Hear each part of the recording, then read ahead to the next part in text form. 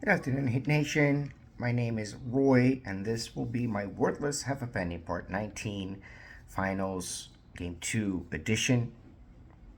I've realized actually that I want to record about different things. I want to kind of broaden my basketball horizon, not just basketball, but sports horizon in general. So I'm going to still focus on the Heat and give my opinions as they pertain to the Heat and also on the NBA. I've realized I committed to doing all these games, so I will finish what my commitment is. Seems like it's going to be a short ride after all when it comes to the NBA Finals. But then I also want to talk about other topics, such as, for example, Caitlin Clark in the WNBA, most specifically the fact that she is not going to the Olympic team and comparing it to other things. But since again I committed to recording these videos, I will. My first question is: we know that a percentage of teams that go up 2-0 and end up winning the series. 1-0 we know is close to 70%, a little bit less, than 70% because of the most recent games in which game ones were lost. Dallas right now coming up to the finals. But game two is close to 87%, right? 87%. And for the Celtics, there is a particular number. We can talk about it at the end of the game. What can I say? It was kind of predictable after watching game one, right? You can always predict a series before it happens, but once you actually see it on the floor and you see what the players are doing and how they're doing, you kind of understand that yes, Celtics play better basketball than the Mavericks. The Celtics also have a lot more experience, right? They've been getting to that point time and time again, if not the finals necessarily, but they've been getting to the ECF time and time again in this past few years. We are lucky to say, as the Heat, right, that we have faced them in the ECF three times and won two out of those three times, and they haven't won a championship in our confrontations. But this is a different year, and it's looking like a Celtics year very much so. It's an obvious comment, right? So yesterday you had Luka Doncic, who we could see before the game, but nobody wants to talk about it, which he may not be 100% healthy.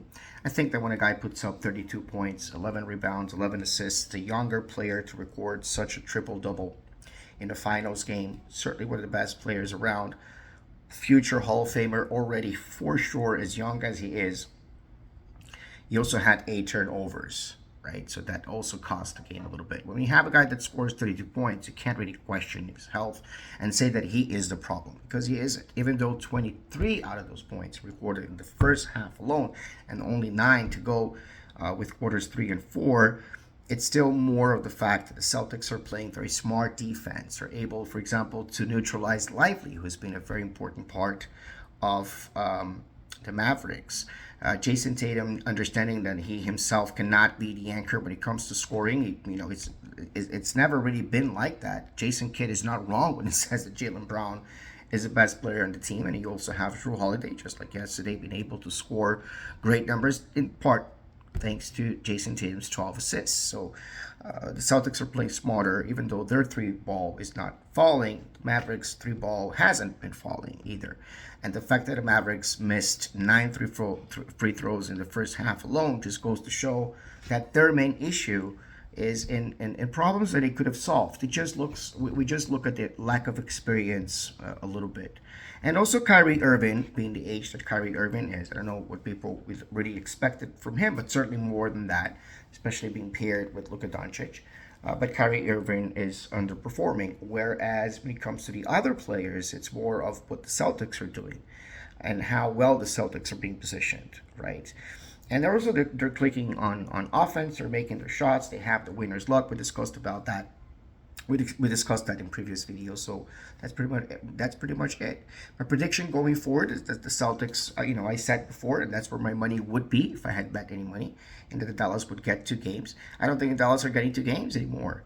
I think the Dallas are either getting swept or gentlemen swept. Which again, it's a very obvious analysis. You just watch the games and then all of a sudden you just reach the conclusion the Celtics are just a better team. As much as Dallas tried, they couldn't keep up with the Celtics in the second half, and they were just drowned, and not by much. That's the cruelty of the entire thing. It was always by 7 to 10 points. Ended up the way that it ended up. The Celtics in particular have been in this situation of being up to 44 times in their franchise, and they have won 43 out of those 44 times. Ironically, the only time they lost was in 2018. Still, even though they are the future holders of this ring at Boston, let's go Heat.